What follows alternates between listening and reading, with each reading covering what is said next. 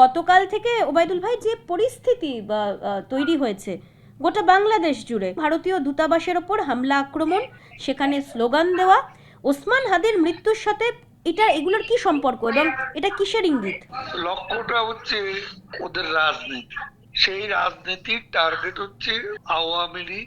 ৭১ আমাদের মিত্র ভারত, বাংলাদেশের প্রগতিশীল গণমাধ্যম, ৫ আগস্টের যে জঙ্গি হামলা, সেই জঙ্গি শক্তি, তাদের একটা শোডাউন গতকাল আমরা লক্ষ্য করলাম।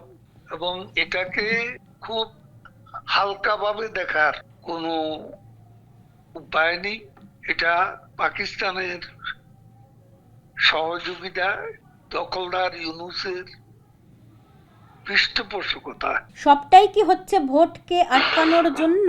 মূল হচ্ছে জঙ্গি শক্তির সম্মিলিত শক্তি প্রদর্শন। আওয়ামী লীগ এটার মোকাবিলা কিভাবে করবে? আওয়ামী লীগ মোকাবিলা করবে জনগণকে সঙ্গে নিয়ে।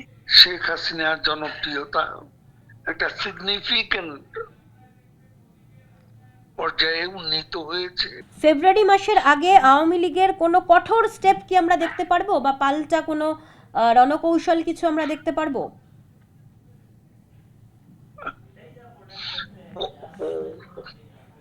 Wait and watch.